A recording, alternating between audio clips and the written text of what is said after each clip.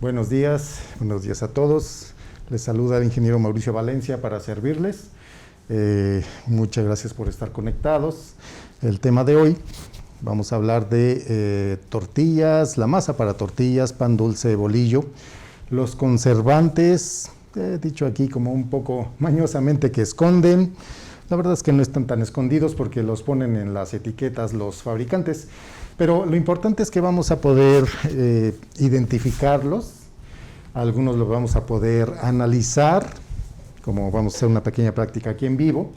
Como temas vamos a ver por qué usamos conservantes, cuál es la razón, que no se podría hacer simplemente como en la casa un pan casero.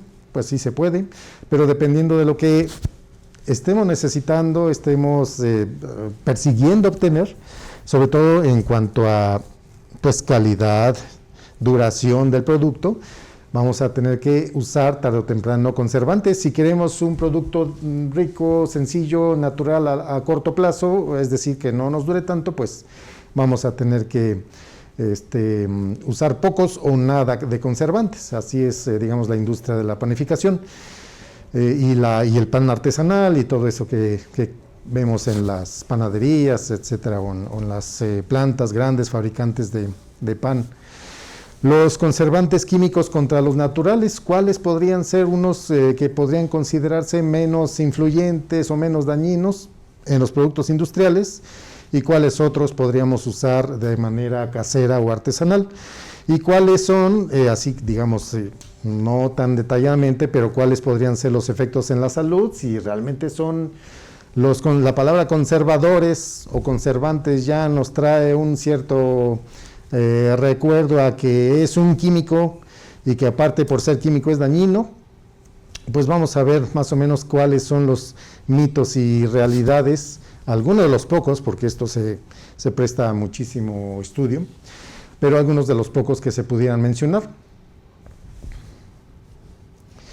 ¿Por qué usamos conservantes? Pues precisamente como en la foto, a los 2 o 3 días o un poco más podemos tener esto que vemos en la foto. O sea, francamente, para conservar un producto en buenas condiciones por un largo tiempo, pues sí echamos mano de los conservantes o conservadores, prolongan su vida útil. Esto tiene mucho que ver con crecimiento microbiano, bacteriano, digamos, en la presencia de moho, porque pues todo cuenta en la conservación y en la fabricación también, o sea, la humedad de la masa, la humedad del medio ambiente, y ya en el producto terminado, en el producto que nosotros conservamos en la casa o como un producto que debe conservarse en un anaquel, en una tienda, pues también tiene mucho que ver esta protección contra el moho. Y también para mantener las características organolépticas, o sea, sabor, apariencia, textura de nuestro pan. Esto es una carrera con el tiempo, o sea, entre más tiempo pase, incluso lo vemos con la misma levadura que estamos observando que está fermentando en la masa, o incluso también en el caso de la masa madre, por ahí hay unos videos de preparación de masa madre donde solamente la harina con agua empieza una cierta actividad de fermentación, pero todo es una carrera contra el tiempo, o sea, influyen el tiempo, la humedad, y especialmente en estos tiempos que luego nos levantamos, está lloviendo, tenemos humedades de arriba del 80%, entonces la humedad ambiental cuenta mucho también, la temperatura, por supuesto, temperatura ideal para los microorganismos, 20 a 30 grados Celsius. El pH, también el pH cuenta mucho. Ahí hay mencionados unos valores 6.5 a 7.5, aproximadamente neutro, pero si tenemos ligeramente ácido como vamos a ver más adelante, nuestra masa y nuestro pan, vamos a ver que hay una cierta protección en contra de microorganismos. Si a un pH, por ejemplo, de 5.8 o 5.5 tenemos más resistencia contra estos microorganismos. La disponibilidad de nutrientes precisamente también, o sea, tiene mucho que ver con el intervalo de pH, que los nutrientes estén disponibles. Las consecuencias del deterioro, pues es obviamente que el pan se va a hacer duro, francamente, que va a ser va a desarrollar sabores desagradables o muy ácidos, o francamente ya se está percibiendo el sabor de la fermentación en gran cantidad.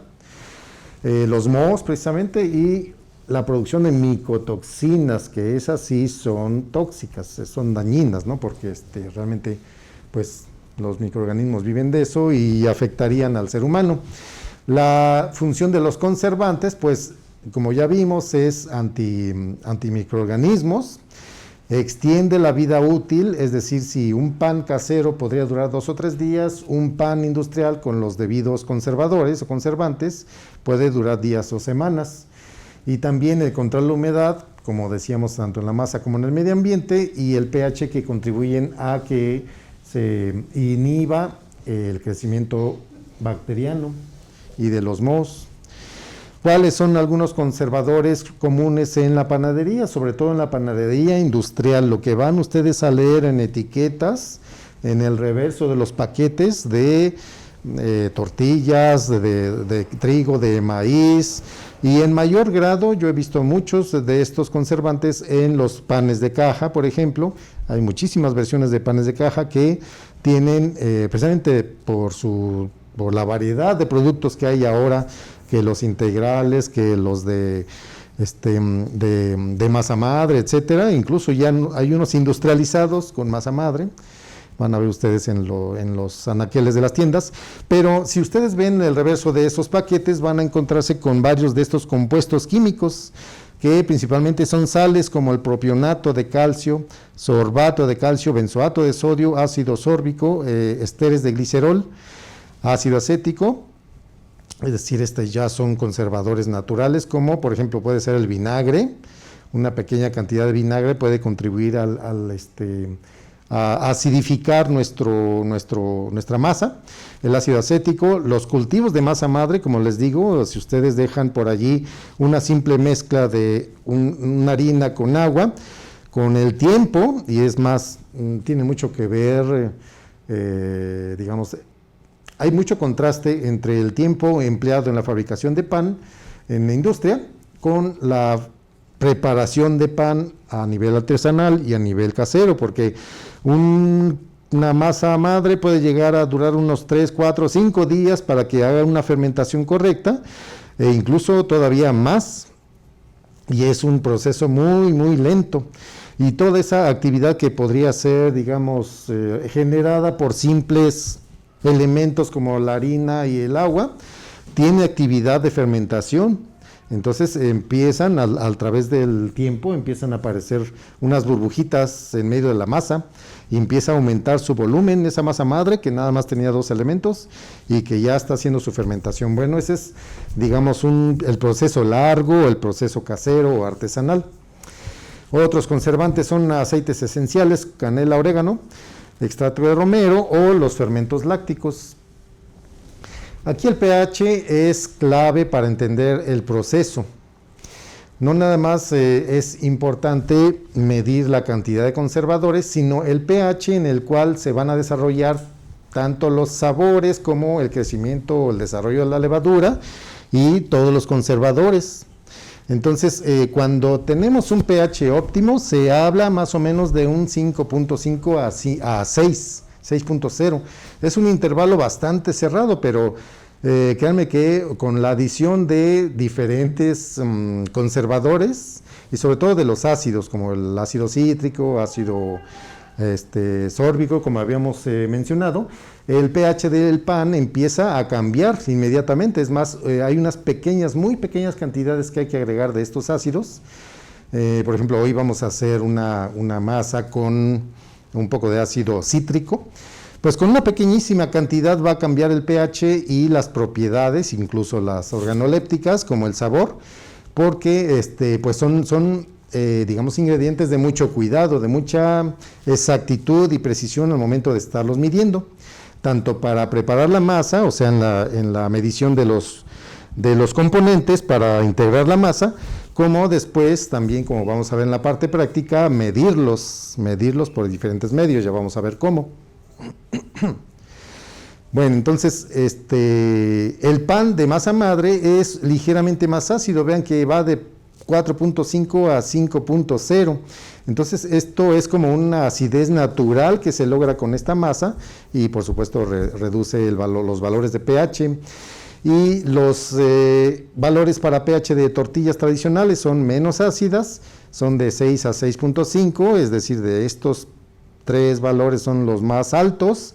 Pero aún así, esto explica precisamente su menor vida, porque realmente, pues en general, las tortillas, aunque estén en el refrigerador, nos duran menos que los panes. Entonces, esto explica su vida útil menor, pues porque normalmente llevan mucho menos conservadores o, pues no se diga, las tortillas naturales, las de masa o las de esas... ¿cómo se llama? Bolsas que venden así de harina nixtamalizada que tienen muy pocos conservadores y que son, pues, por lo tanto, más naturales. Bueno, ¿qué podemos hacer para medir la acidez, por ejemplo? La acidez con precisión, una titulación. La titulación, que es la adición, no es otra cosa más que la adición de una sustancia que va a reaccionar con el analito, es decir, la sustancia o compuesto que nos interesa dentro de la muestra. Esto es fácil, relativamente fácil, cuando tenemos la presencia de uno, de dos ácidos que se han agregado como conservadores y que se pueden analizar de forma, digamos, ciertamente rápida por titulación. Porque vamos a ver más adelante que la titulación tiene sus ventajas, pero cuando ya se trata de una acidez global causada por diferentes ácidos presentes en la muestra de masa, ya es diferente, ¿no? Pero bueno, es fundamental para la industria de la panificación. Determina, como dice ahí, la concentración exacta de ácidos orgánicos. Permite también, como decíamos, estandarizar o influir en los procesos de fermentación y ayuda a alargar la vida útil. También las normas. Fíjense ustedes que yo encontré por ahí algunos datos que pertenecen a buenas prácticas de fabricación, las famosas BPFs, que siguen en la industria de panificación, por ejemplo, una industria muy grande a nivel internacional que es la Bimbo, y ellos se basan, hay documentos, de hecho, publicados en línea, que tienen precisamente esas normas o esas buenas prácticas. De hecho las publican, no son nada, digamos, ningún secreto, tienen sus propias, obviamente, formulaciones y secretos, pero las buenas prácticas de fabricación las van ustedes a encontrar en internet y forma parte del cumplimiento de esas normativas, de esas normas. Conservantes químicos. ¿Cuáles podrían ser unos conservantes químicos y qué es lo que hacen? Los compuestos sintéticos son moléculas que se han formulado, han permitido hacer, digamos, moléculas a medida para integrarse a la masa y hacer su función de conservadores. Estos alteran las membranas celulares, es decir, interrumpen las funciones de vida de los microorganismos y son de acción prolongada. Por lo tanto, pues vamos a tener un producto que dure más semanas. Entonces, los conservadores químicos son altamente efectivos, incluso en concentraciones muy bajas. Vean que del 0.1 al 0.3%, se maneja en porcentaje, son efectivos a ese bajo nivel de concentración. ¿Cuáles son algunos conservantes naturales? La masa madre, la fermentación, como ya les había mencionado, produce ácido láctico y acético, que reducen el pH e inhiben el crecimiento de los microorganismos y extiende la vida útil hasta por 5 días. Entonces, aquí estamos hablando que la masa madre, entre más tiempo pasa, se conserva, como ahí en la foto, en recipientes donde está fermentando normalmente y aparte de los 4 o 5 días de fermentación, puede ya el producto terminado, vamos a decir, durar otros 5 días. Algunos extractos vegetales, como lo habíamos mencionado en una diapositiva, es canela, romero, orégano y otros. Claro que estos pueden retrasar el deterioro, pero le dan al pan un cierto sabor, ¿no? Por ejemplo, pensemos en el orégano, que es bastante fuerte, la canela igual. Entonces, estas son, digamos, algunas especias o hierbas que sí le van a dar ciertos giros al sabor, aunque también lo van a conservar en buenas condiciones. Y los ácidos orgánicos, como el vinagre, que es lo mismo que ácido acético, el jugo de limón y otros ácidos naturales que inhiben a los microorganismos. ¿Cuál es la efectividad de unos y otros? Bueno, como podía esperarse, esta es una gráfica que muestra las tendencias del pan con conservantes químicos, con masa madre, y el de pan sin conservadores. Entonces es una escala de los días que pueden llegar a durar conforme pasa el tiempo. Es, digamos, una representación gráfica de qué podríamos esperar de cada tipo de conservadores. Ahora vamos a la tortilla, que es pues también una comparación que se hace aquí entre la tradicional y la industrial. Obviamente, pues la industrial dura más y tenemos en la tradicional una nixtamalización artesanal. Un pH aproximado de 6.2 a 6.5. La tradicional obviamente no trae conservadores, dura 1 o 2 días en buenas condiciones, aunque a veces guardamos tortillas tradicionales por más tiempo y posiblemente pues se puedan usar. Es más, cuando una tortilla se hace dura tiene unos ciertos usos, por lo menos aquí en México, pero hay que cuidar mucho el aspecto de los microorganismos también, ¿no? Y tiene mayor contenido de calcio que las industrializadas, entonces tiene sus ventajas por ser natural. Aquí vamos un poco al plano o al área de qué es mejor, natural o industrial. Bueno, aquí estamos haciendo una serie de comparaciones y tal vez en la audiencia pues haya muchos partidarios de las cosas naturales, cosas orgánicas, cosas con menos conservadores o menos químicos, pero también del lado industrial pues nos ayuda mucho a conservar los productos, como hemos dicho, y los, digamos, personas que vigilan estrictamente su alimentación y todo esto de los químicos añadidos, puede ser que tengan unas ciertas objeciones al respecto. Vamos a ver más adelante un poco de esto. La tortilla industrial es un poco más ácida, por lo tanto, tiene un pH de 5.0 a 5.5. Se le pone propionatos y sorbatos y, como era de esperarse, dura mucho más, de 15 a 30 días. Y también algunos aditivos, como dice ahí, para mejorar la textura y la duración. ¿Cuál es el análisis físico-químico de las tortillas? Aquí tenemos un esquema de lo que podría ser 3 aspectos fundamentales en los que pues está considerándose principalmente la humedad, la acidez titulable y la disponibilidad de calcio para el ser humano. Entonces la tortilla tradicional tiene mayor contenido de humedad, obviamente ese es un medio muy pues propicio para que los microorganismos crezcan más rápido. La acidez, por ejemplo, las tortillas industriales presentan mayor acidez por los conservantes y obviamente les va a dar una mayor resistencia a los microorganismos. Y en cuanto a la biodisponibilidad, el proceso de nixtamalización tradicional aumenta la cantidad de calcio disponible. Entonces, son, digamos, como un esquema grande o rápido de las tortillas. Pan dulce. Aquí lo que nos influye también, obviamente, es el azúcar añadido que se le hace a este pan. Entonces, ese actúa como agente deshidratante, reduce la actividad del agua y por lo tanto va a tener una cierta mayor duración.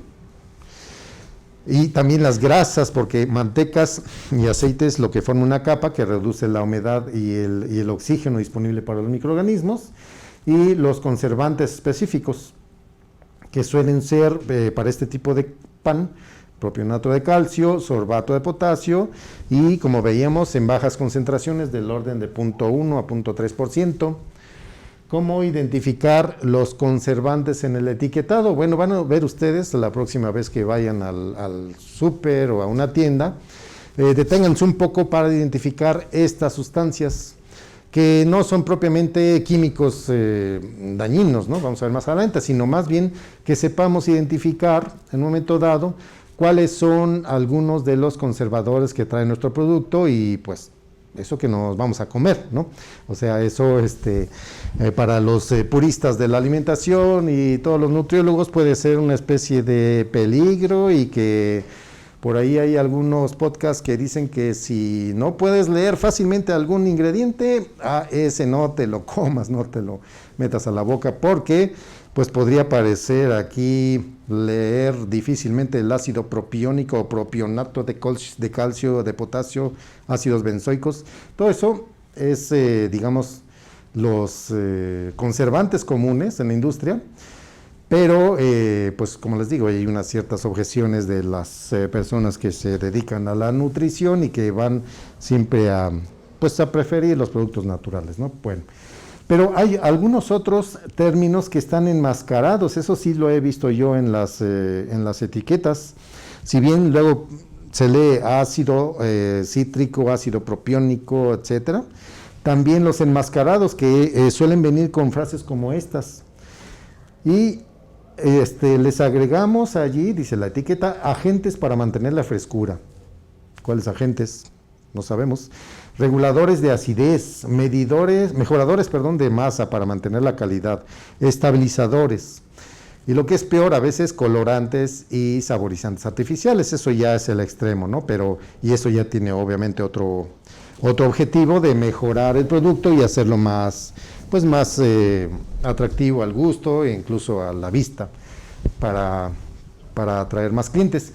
Pero eso ya, digamos, es otra área, ¿no? Ya depende de la marca, de las buenas o malas prácticas que tengan de fabricación y del impacto que pueda tener en la salud, pero bueno, ese ya es otro rollo, otra cosa, otra área para discutirse. Aquí vamos a ver nada más lo que es común encontrar en las etiquetas de los productos de panificación.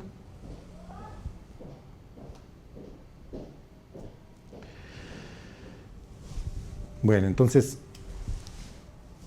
¿cómo medir el pH, por ejemplo, de un pan o de una masa? Incluso de un pan también se puede. Vean aquí cómo hay una pequeña metodología para hacer la medición en un pan, que tomemos 10 gramos de pan desmenuzado en 100 mililitros de agua destilada. Aquí vamos a hacer algo similar con la masa, pero podemos filtrar la solución, dejar reposar 30 minutos y luego filtrar con un colador fino. Medir el pH, ya sea con algún medidor digital o con tiras. Es preferible los medidores digitales porque son mucho más precisos y menos sujetos a la apreciación de la persona, e interpretar los resultados. Entonces, si tenemos un pH menor a 5.5, indica muy probablemente que se hayan agregado los conservantes ácidos, ¿verdad? Entonces, esa es como una manera muy práctica de medir nuestro pH en el pan. Efectos en la salud. Aquí entramos en un tema espinoso porque, como les decía, hay personas que van a estar a favor, otras en contra, etcétera.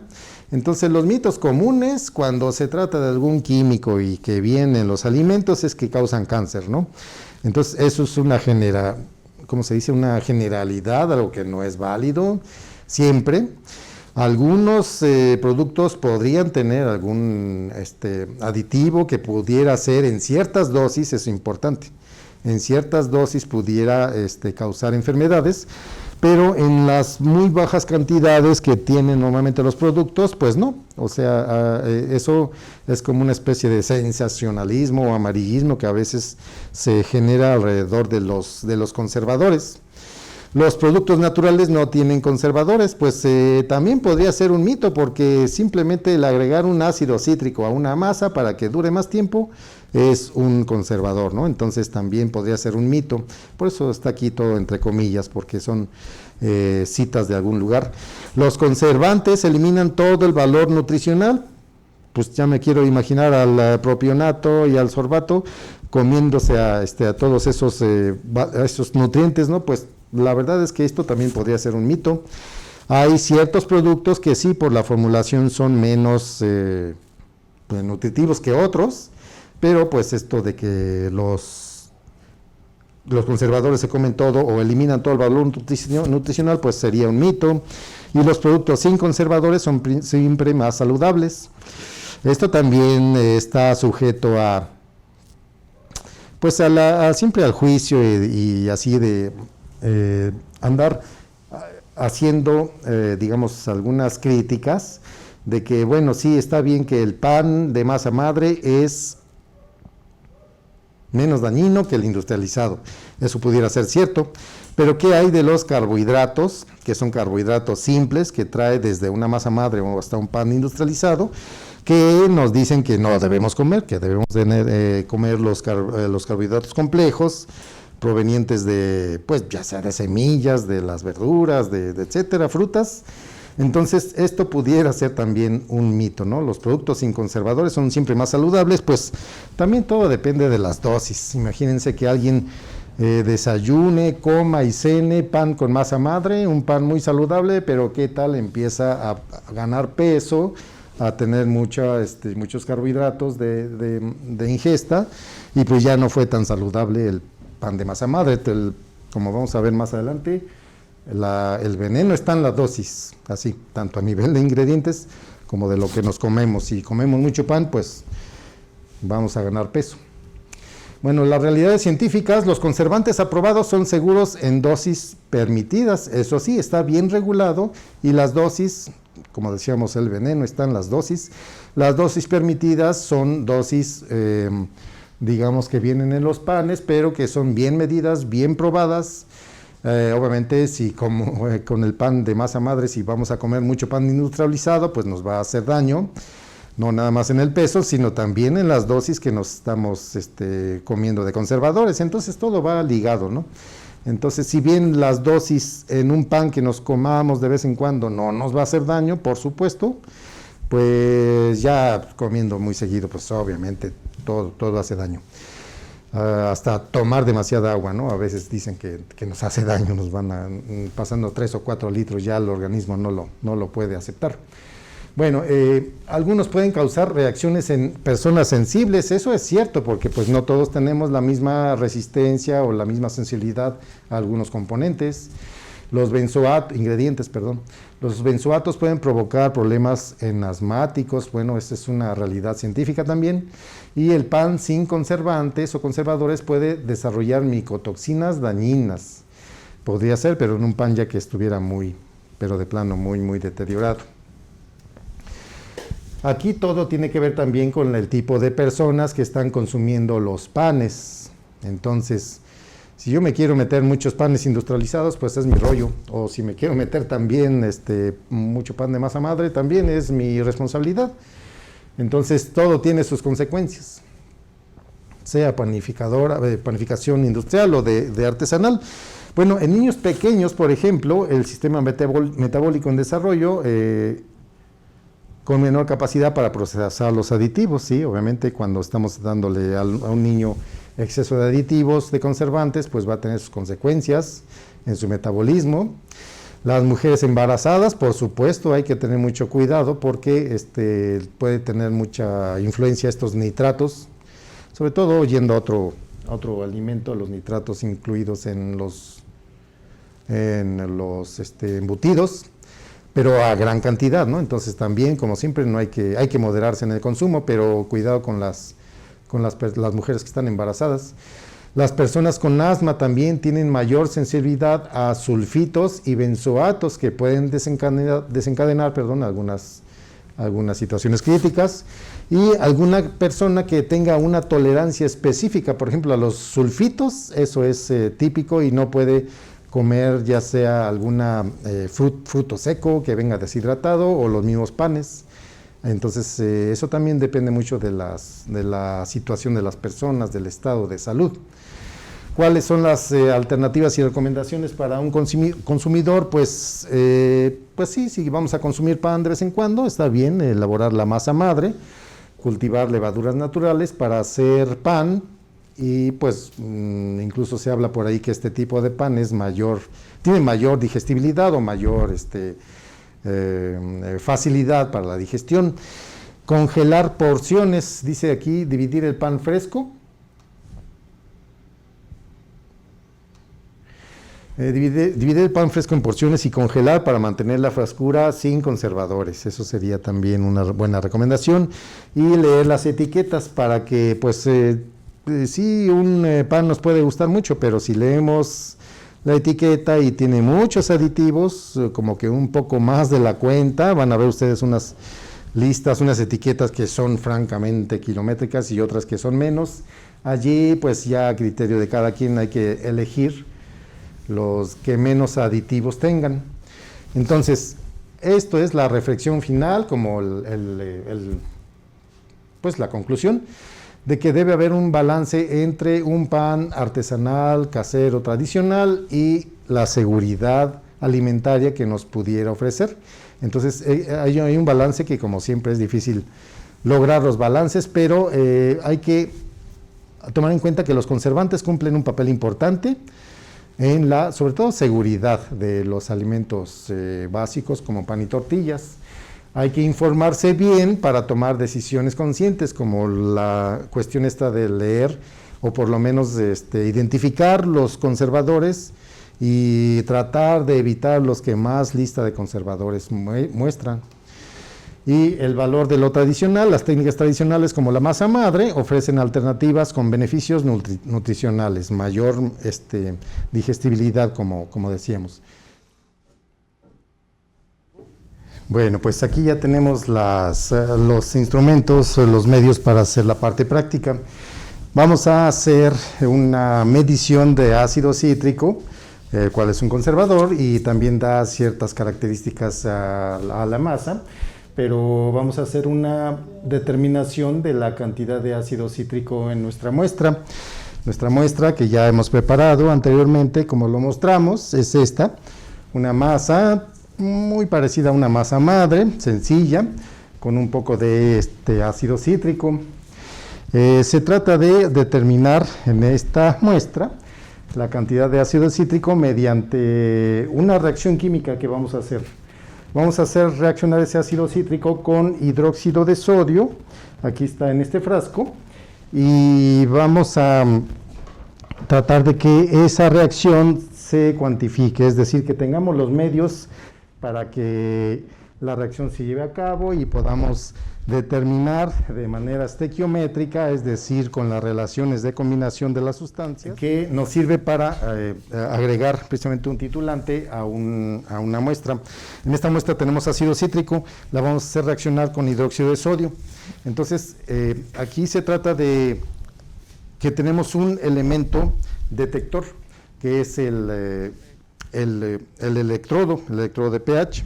Entonces, ese electrodo de pH es fundamental porque es el que nos va a dar la indicación del milivoltaje, una señal de milivoltaje que va a estar detectando a partir de la reacción química que tenemos en nuestro vaso. Entonces, aquí yo voy a tomar un medidor, que es un medidor de bolsillo, de pH. Y vamos a hacer una muestra fluida de la masa. Miren, cuando uno está, haciendo la preparación, debe de tener una cierta cantidad de masa precisa, es decir, bien calculada, bien medida, porque forma parte de los resultados. Entonces, ya nosotros previamente hemos puesto aquí una cantidad de muestra, la cual vamos a, con un moledor de estos, vamos a hacer que se incorpore bien. Ya, esto debe tener más o menos como 15 minutos de agitación. Aquí está un cierto peso de la muestra con agua destilada, la cual pues no va a contribuir en ningún caso al contenido de ácido cítrico. Entonces, lo que vamos a hacer ahorita es poner en un vaso esta mezcla que hemos preparado. Es más, ya debería tener un cierto tiempo de reposo también. Se recomienda unos 10 o 15 minutos también de reposo, y que podemos nosotros ya hacer la medición.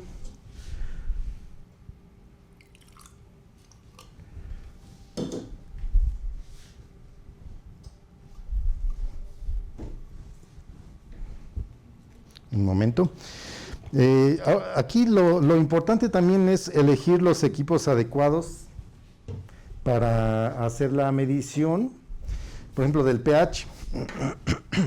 Este medidor que aquí les estamos mostrando de este lado es un medidor, como les decía, de bolsillo y que funciona ya sea de forma independiente o con la aplicación que tenemos de HANA-Lab.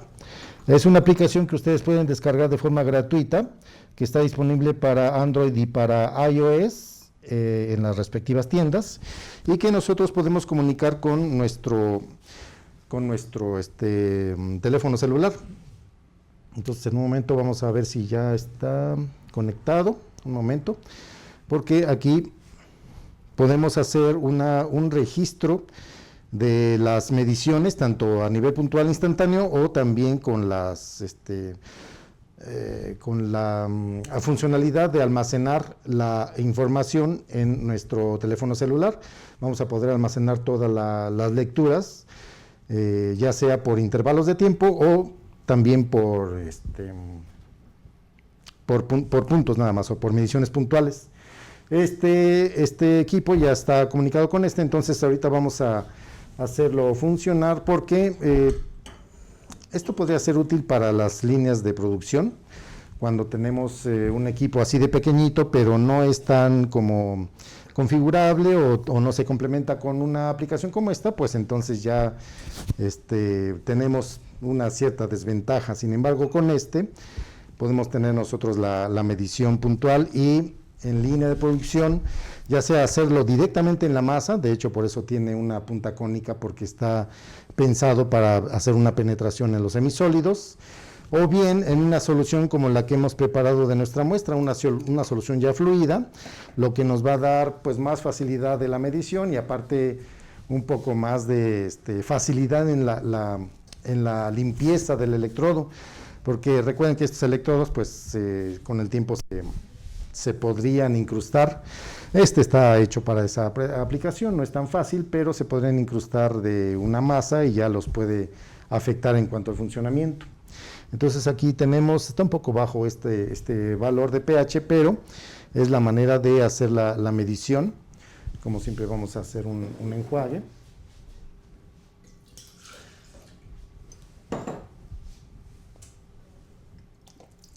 Ahí, esto estaba. Vamos a hacer un enjuague acá. Y ya lo podemos conservar allí, la tapa, aquí está.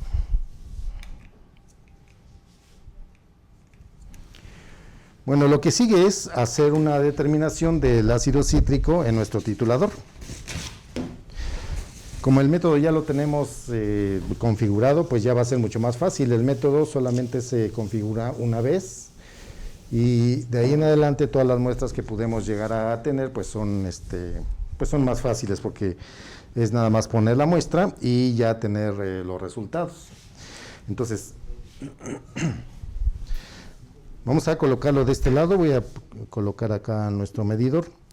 Igualmente nuestro equipo se convierte en un medidor de pH, aunque también pues la principal función es que tenga una función de titulación, pues puede llegar a ser útil también como medidor de pH. En un momento lo vamos a ver. Es importante que a nuestros elementos que se sumergen en la muestra pues estén bien limpios, porque siempre hay residuos de o la muestra anterior o las soluciones de calibración que hayamos usado. Entonces aquí vamos a tener esos elementos ya sumergidos. Vamos a comprobar la agitación y ya, eso es todo. O sea, aquí lo que sigue es empezar la determinación. Lo que vamos a inicialmente a tener es un volumen un peso de la muestra. Esta muestra ya ha sido previamente pesada, es decir, la cantidad de masa que nosotros pusimos, y vamos a decirle que empiece. Ahí lo que está haciendo es hacer una agitación previa, porque siempre la la mezcla de nuestra muestra debe ser bien homogénea. Entonces allí hubo un intervalo, un tiempo de agitación previa, y ahorita ya estamos observando o percibiendo que la adición del titulante está empezando.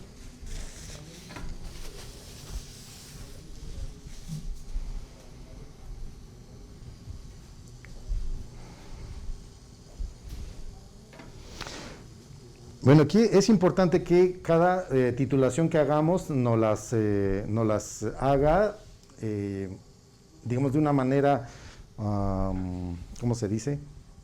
Consistente, porque esto que ustedes ven acá, yo le he cambiado la pantalla a la curva de la titulación, es una curva típica de la titulación de un ácido débil con una base fuerte, es decir, un ácido cítrico, que es un ácido débil, con la base fuerte, que es el hidróxido de sodio, aunque tienen pues diferentes caracteres en cuanto a la fuerza, vamos a decirlo así.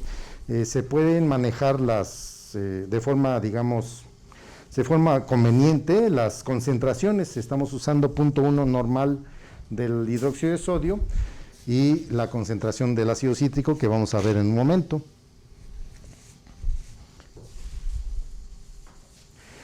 Aquí es importante mencionar que la química y la estequiometría de la reacción química cuentan mucho, porque observando la reacción química es que un mol de hidróxido de sodio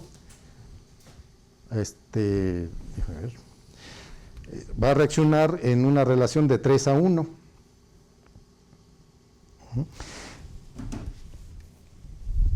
Entonces todo esto se configura como parte del método. Y ahorita ya estamos viendo que está descendiendo en un momento más. Cuando allí calcule un cambio en el punto de inflexión de la curva, ahí va a estar nuestro punto de equivalencia, nuestro punto final de la reacción química. Todavía cuando una adición no es, digamos, suficiente, va a aparecer posteriormente el punto de equivalencia después de otras dos adiciones, porque el equipo se asegura que en esa parte va a estar ya el punto final de la reacción, y para asegurar que lo ha pasado y que ya no está variando de forma abrupta la señal de milivolts de los electrodos, del electrodo, entonces allí se acaba la titulación. Aquí lo que ayuda también mucho es que si nosotros conocemos que esa curva característica es bien característica de estas reacciones ácido-base, que toda esta parte tenga una especie de como de adelanto, porque eso es parte de la optimización de los procesos de titulación. Cuando uno ve esta tendencia y que el punto está más adelante, puede uno hacer una adición previa a la titulación para avanzar más rápido, es decir, para hacer la titulación más rápido, porque en realidad lo que nos interesa es esta área de la curva. Entonces ahí ya encontró. Vamos a ver ahora, a darle vuelta, y tenemos una concentración de 343.58 miligramos por kilogramo.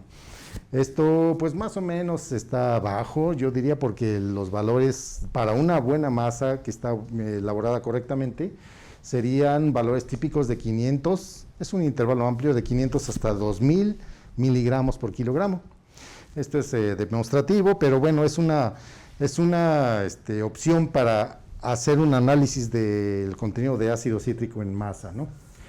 Bueno, entonces pues aquí con esto terminaríamos la demostración. Nos estaremos viendo en el próximo webinar. Gracias por estar aquí presentes y pues le mandamos un saludo. Hasta luego.